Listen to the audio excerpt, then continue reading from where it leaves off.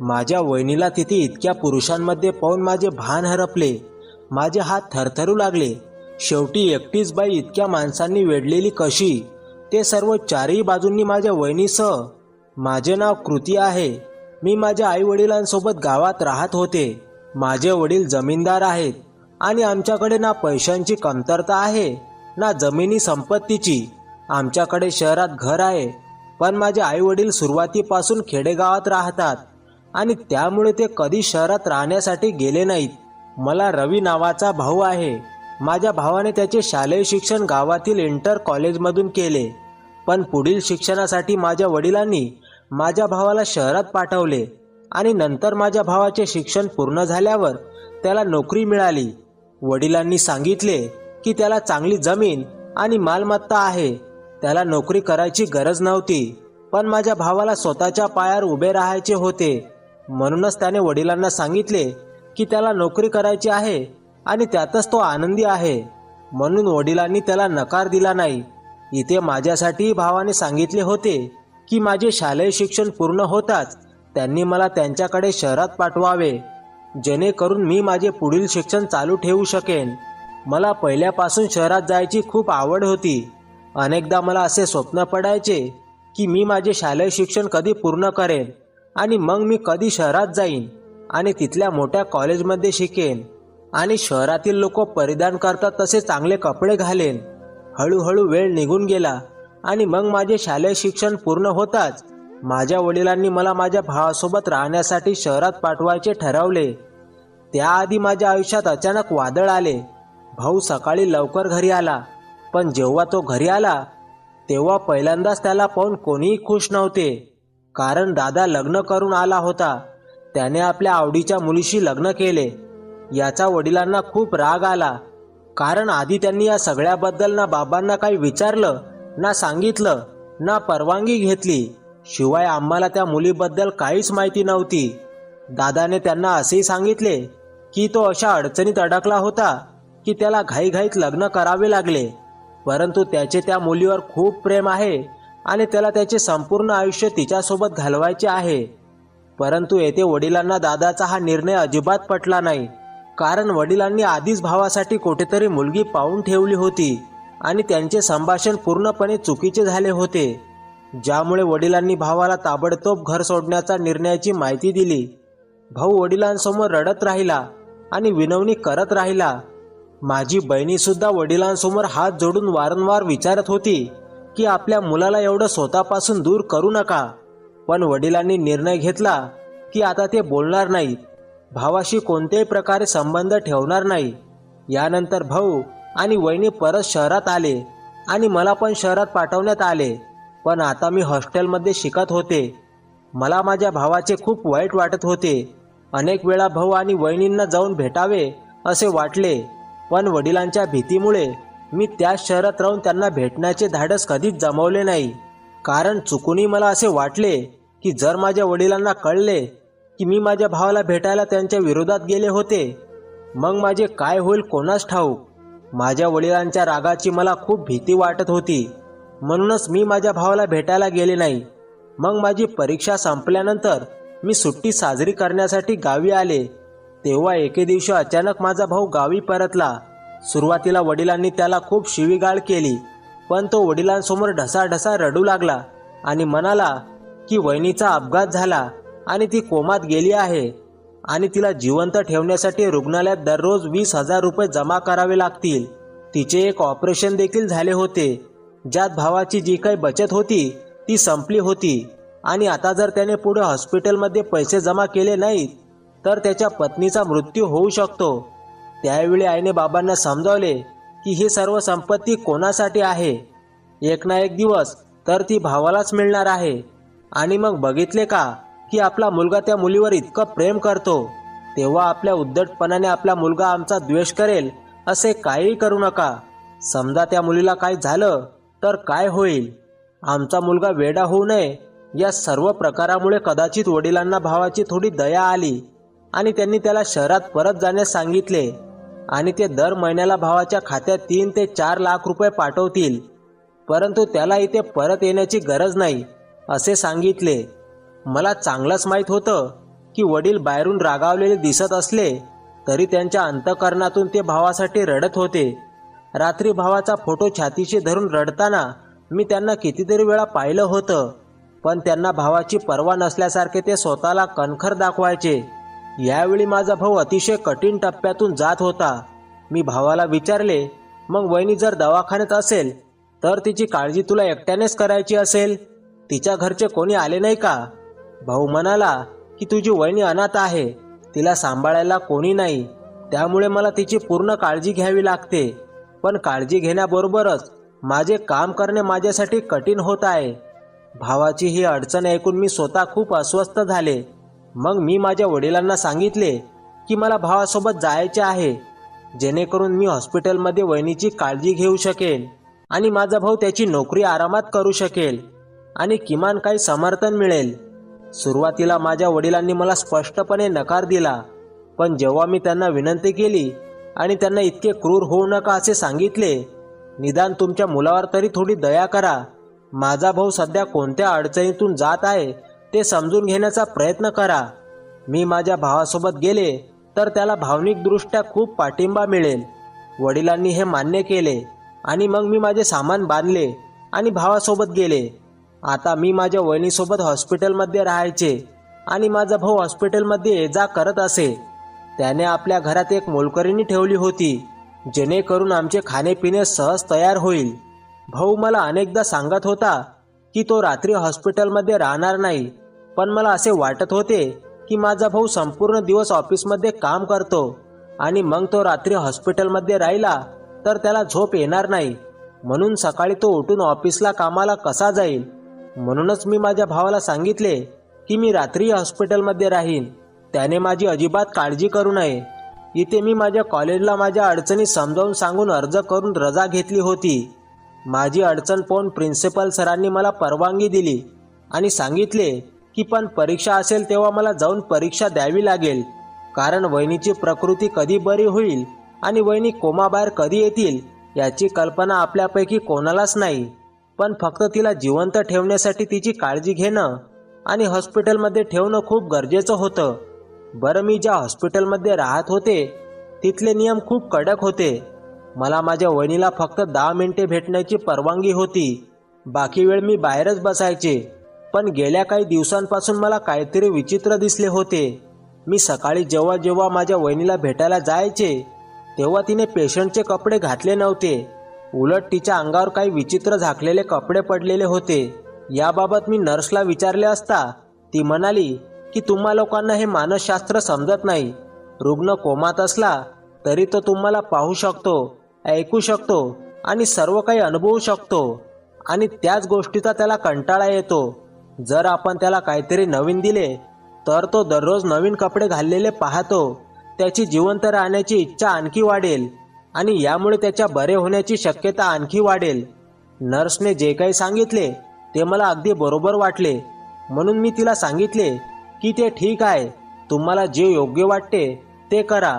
मग 2-3 दिवसांनी माझ्या लक्षात आलं की तिच्या चेहऱ्यावर काही विचित्र मेकअपच्या खुणा दिसत होत्या. मी नर्सला विचारले, पण हा मेकअप? म्हणून तिने मला पुन्हा तीच गोष्ट पुन्हा सांगितली.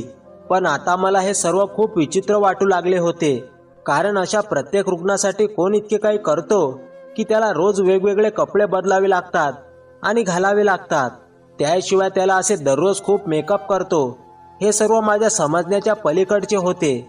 मी जेव्हाही माझ्या वहिनीला भेटायला जायचे तेव्हा मला काहीच समजत नव्हते.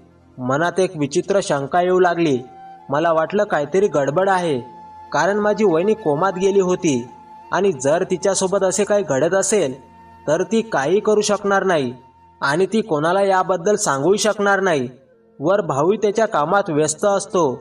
आधी मला वाटले की मी माझ्या भावाला याबद्दल माहिती द्यावी, पण नंतर मला वाटले की मी त्याला सांगितले तर कदाचित तो आणखी काळजीत पडेल.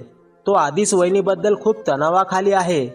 एका रात्री हॉस्पिटलमध्ये इमर्जन्सी आली, त्यामुळे बहुतेक कर्मचारी त्या आपत्कालीन परिस्थितीत व्यस्त झाले. संधीचा फायदा घेत मी शांतपणे वहिनीच्या खोलीत जाऊन तिथे काय चालले आहे ते मला बघावे असे वाटले. पण जेव्हा मी वहिनीच्या खोलीत गेले तेव्हा वहिनीला पाहून मला आश्चर्य वाटले. ती तिथे नव्हती हे सर्व पाहून मी हैराण झाली. इतक्या रात्री वहिनी कुठे गेली असा प्रश्न मला पडला. आणि वहिनी कोमात गेली मग कुठे जाईल? आता मला कळायला लागलं की काहीतरी मोठी गडबड आहे. मी विचार करू लागले की कदाचित कोणतरी माझ्या वहिनीला रोज पळवून नेत असेल आणि सकाळी येऊन तिला इथे सोडून जात असेल. आणि म्हणूनच तिचे कपडे पण बदललेले असतात आणि तिच्या चेहऱ्यावर मेकअप असतो. माझ्या वहिनीच्या अवस्थेचा कोणी चुकीच्या पद्धतीने फायदा घेत असेल आणि या सगळ्यात हॉस्पिटलचे लोकही सामील असतील. हे शक्य आहे का? म्हणूनच मी त्यावेळी तिथे कोणाला काहीच बोलले नाही आणि शांतपणे निघून गेले. माझ्या वहिनीच्या केबिनमध्ये बाहेर पडले आणि जेव्हा मी सकाळी पुन्हा वहिनीच्या केबिनमध्ये गेले तर माझी वहिनी तिच्या बेडवर आरामात पडली होती. हे पाहून मी थक्क झाले. आता मला समजले की ते काहीतरी चुकीचे आहे. माझ्या वहिनीच्या परिस्थितीचा कोणी फायदा घेत आहे का? पण मी नेहमी माझ्या वहिनीच्या केबिनच्या बाहेर बसते आणि तिला तिच्या केबिनमधून बाहेर काढताना मी कधी पाहिले नाही. मी तिच्या खोलीत इकडे तिकडे पाहिलं तर तिच्या खोलीत खूप मोठी खिडकी होती. हे पाहून मला स्पष्टपणे समजले की ती व्यक्ती कोणी असली तरी त्याने माझ्या वहिनीला याच खिडकीतून नेले. दुसऱ्याच दिवशी त्याच हॉस्पिटलमध्ये एका पेशंटसोबत आलेल्या महिलेला मी काही पैसे दिले आणि तिला सांगितले की आज तिला माझ्या जागेवर बसून जागरण करायचे आहे. पैसे मिळाल्यावर तिने माझी विनंती मान्य केली आणि मी लगेच खाली जाऊन वहिनीच्या केबिनची खिडकी उघडलेल्या जागी उभी राहिले. रात्री उशीर होत होता पण मला अजून असे काही दिसले नव्हते की ज्यातून मला हे रहस्य कळू शकेल. तेव्हा अचानक असे काही घडले ज्यामुळे माझे भान हरपले. वहिनीच्या खिडकीतून कोणीतरी खाली उडी मारली. तो ब्लँकेटने झाकलेला होता. मीही त्या व्यक्तीच्या मागे लागले. तो कोणीही असला तरी टॅक्सीने तो निघून गेला. मी पण दुसरी टॅक्सी घेतली आणि त्याच्या मागे गेले. मग मी जिथे पोहोचले ते ठिकाण पाहून थक्क झाले, कारण तो रेड लाईट एरिया होता जिथे वेश्यागृहातील महिला त्यांचा व्यवसाय करत होत्या. हे सर्व पाहून मी खूप घाबरले. याचा अर्थ असा होता की माझ्या वहिनीवर कोणीतरी अन्याय करत आहे. हे खरे आहे. पण सर्वात विचित्र गोष्ट म्हणजे मी ती व्यक्ती एकटीच येताना पाहिली. त्याने माझ्या वहिनीला सोबत आणले नाही. हे सर्व काय होते? मला काहीच समजत नव्हते.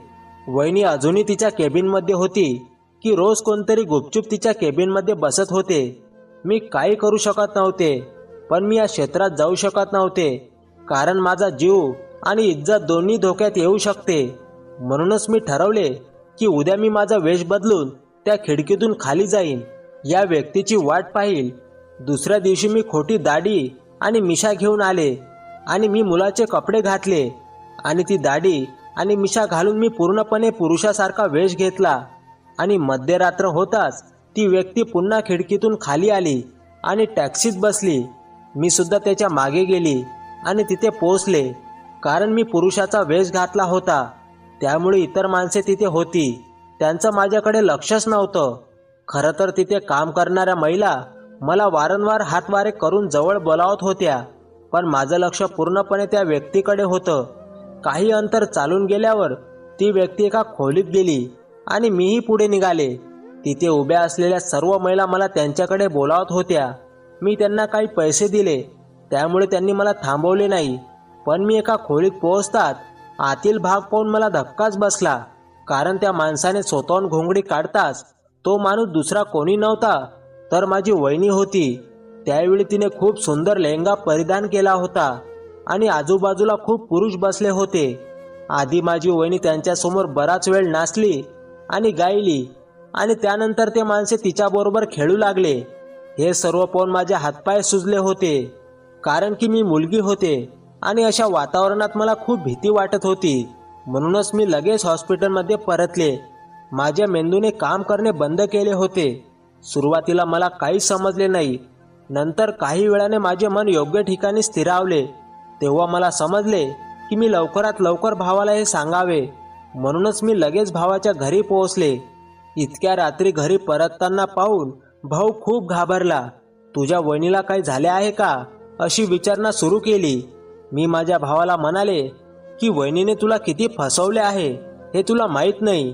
तू तुझ्या आईवडिलांच्या विरोधात जाऊन वहिनीशी लग्न केलंस, इतकं सहन केलंस, पण परिणाम काय झाला?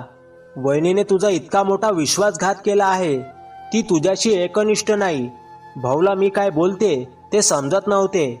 यानंतर मी माझ्या भावाला आतापर्यंत हॉस्पिटलमध्ये जे काय घडत होते ते स्पष्टपणे सांगितले.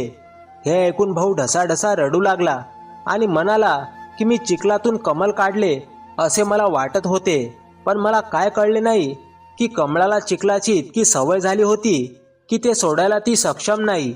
मला वाटले की या जगातील प्रत्येक स्त्रीला सन्माननीय जीवन हवे आहे, तिला स्वतःचे कुटुंब हवे आहे, स्वतःचे घर हवे आहे. पण हे अगदी बरोबर आहे की ज्याला डाळ ठिकाणी ताट चाटण्याची सवय लागली असेल त्याला घरी केलेली डाळ आणि रोटी अजिबात आवडणार नाही. भाऊ काय बोलला, काय बोलण्याचा प्रयत्न करत होता ते मला काही समजत नव्हते. मी माझ्या भावाला विचारले, या सगळ्याबद्दल तू काय बोलत आहेस ते स्पष्टपणे सांगशील का? त्यानंतर भावाने जे काही सांगितले ते ऐकून माझी तारांबळ उडाली. भाऊ म्हणू लागला की मी खेडेगावातून या नवीन शहरात आल्यावर कॉलेजमध्ये काही मित्र भेटले. मैत्रीही नवीन होती आणि शहराची सुंदरताही नवीन होती, जी माझ्या डोक्यावर चढून बोलू लागली. तशीही पैशांची कमतरता नव्हती, कारण वडील दर महिन्याला माझ्या खात्यात खूप पैसे जमा करायचे आणि या सर्व गोष्टींमुळे मी चुकीच्या मार्गावर थोडासा भरकटलो. माझे मित्र मला हवेलीत घेऊन जाऊ लागले. सुरुवातीला मी त्यांना नकार दिला, पण नंतर मला स्वतः तिथे जायला आवडू लागलं.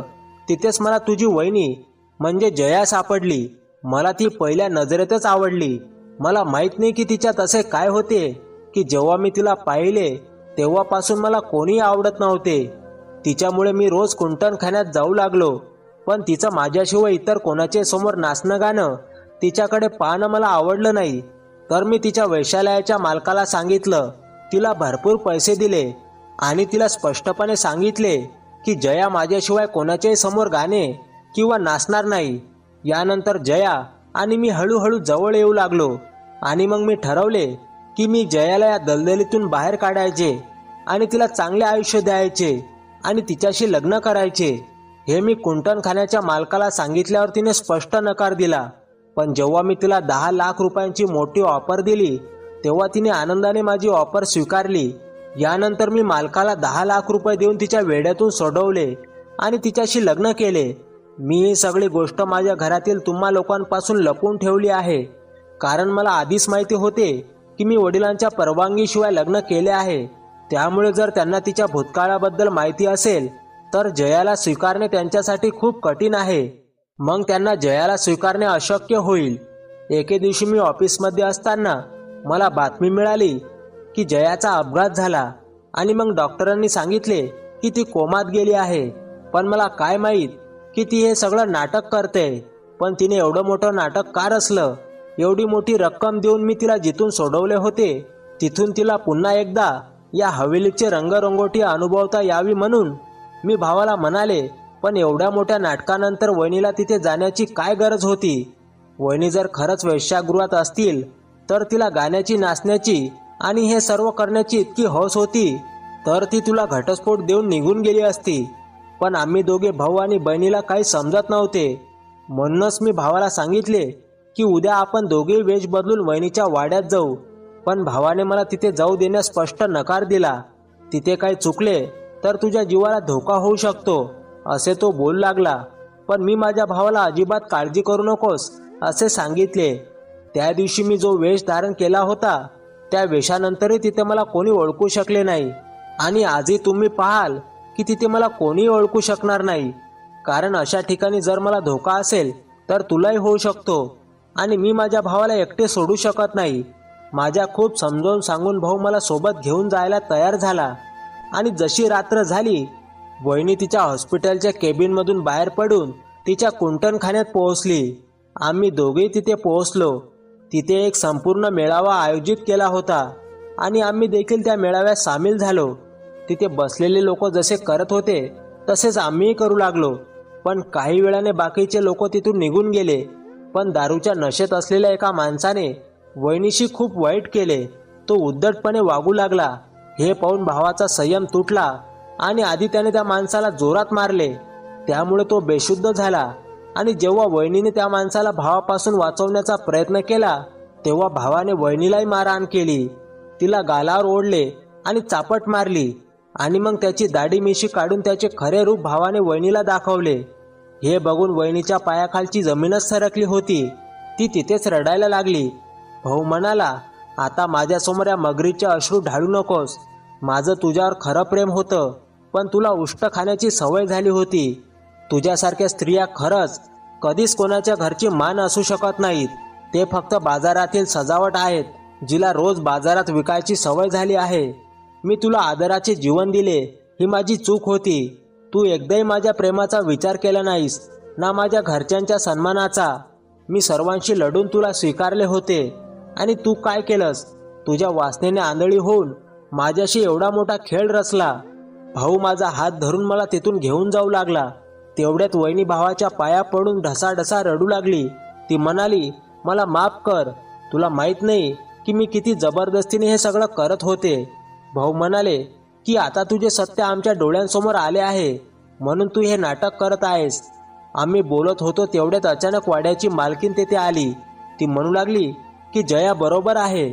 तिचे बोलणे ऐकून आम्हाला आश्चर्य वाटले. ती म्हणाली की गरीब जया हे सर्व मजबुरीने करत आहे.